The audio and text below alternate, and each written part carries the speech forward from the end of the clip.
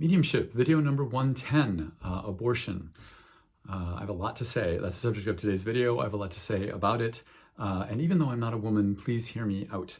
I know this is a challenging subject to listen to, and pretty much everyone has an opinion about this subject. So I don't think that we can talk about the subject of abortion without addressing what leads to having an abortion.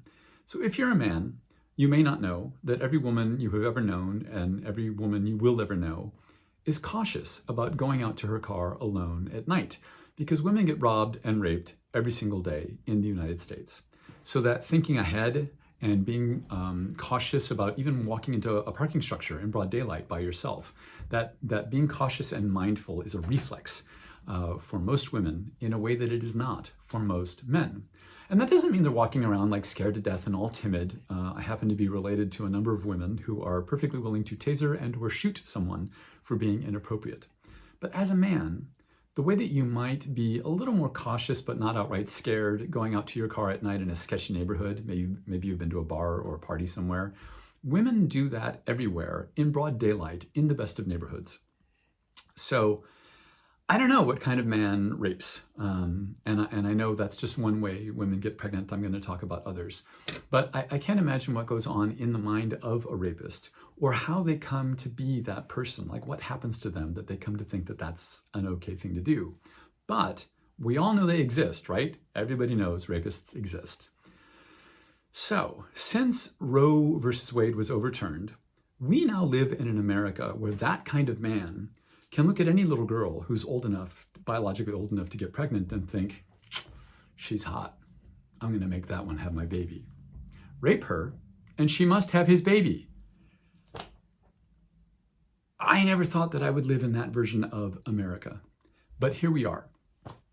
Law-abiding, upstanding American girls and women have no more control over when they give birth than pets or breeding livestock because Roe versus Wade was overturned.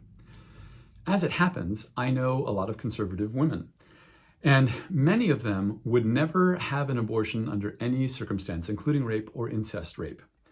And the rationale, when they've talked about that to me or in front of me, the rationale that they give is that it's not the baby's fault. And all of those conservative women that I know are pissed off that Roe versus Wade was overturned. Because when abortion was legal, it was their decision if they were raped to say, this terrible thing happened to me, it's my body, and my beliefs are that it's not the baby's fault. It's my body, and I have decided to give that child life. And in that way, they were able to exercise a tiny amount of control and bring a tiny amount of grace to an awful situation and make it a tiny bit less awful. And now that's all been taken out of their hands. Now the government steps in and says, you will have that baby, period, end of story. So millions and millions of Americans are shocked and angry about where we are as a country on this subject. You just can't assume that there's agreement about when life begins, even though everyone believes that they're right about that subject, about when life begins. In my upbringing, for example, my upbringing was heavily influenced by the Hopi Native American tribe.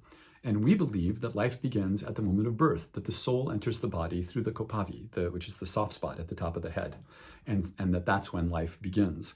And also Jews, I know that Jews prioritize the life of the mom over the fetus or anyone's opinion who is not the mom. So when I hear these nutjobs talking about abortion saying Judeo-Christian that and Judeo-Christian this, they're making assumptions or they're repeating someone else's assumptions. Jews prioritize the mom's life and the mom's health over a fetus or anyone's opinion who is not the mom. So what does this have to do with mediumship, any of this? Mediumship is the subject of life and death and communicating between those states of being. And out of my experiences as a medium, I have come to believe that consciousness must be received by our bodies, rather than being housed inside of our bodies. I can't think of an alternate explanation where someone in spirit, someone without a physical brain, could express memories and a personality. And they do all the time. So consciousness is received by our bodies, not housed inside our bodies. I also have come to believe, and this one annoys me, I've come to believe that we choose our parents.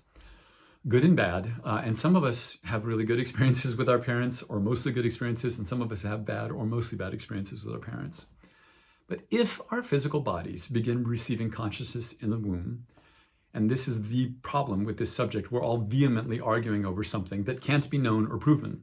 And we're speaking about it like what we're saying is a fact. But if our bodies begin receiving consciousness in the womb, and there's no proof of that, but for the sake of argument, if abortion makes that parent-child relationship a shorter experience, we still choose our parents and a very broad outline of our experience with those parents and how long that experience will be with those parents. And at the end of the day, whatever you are, mother, father, lawyer, doctor, whatever labels apply to you, that you are eternal is the most significant of all the things that you are. I know someone who, I don't know her well, but I know her, someone who works for an abortion clinic. And she says it's super common for conservative women in particular to come in who have rationalized their own procedure. For example, I was raped and God doesn't want me to have my brother's baby, but all the rest of you are going to hell. It's super common for women to rationalize their own procedure but condemn everybody else.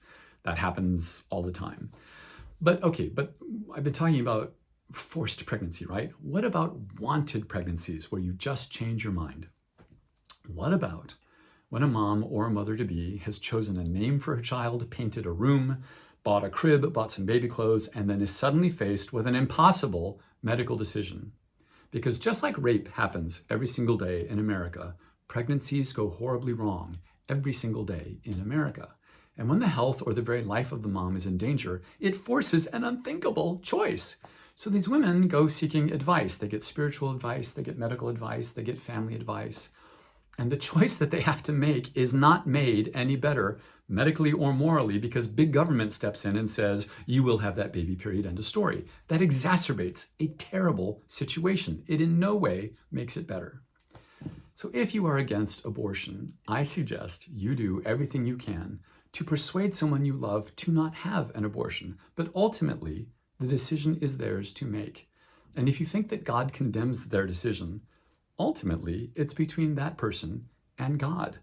And I hope we can all agree that you are not God.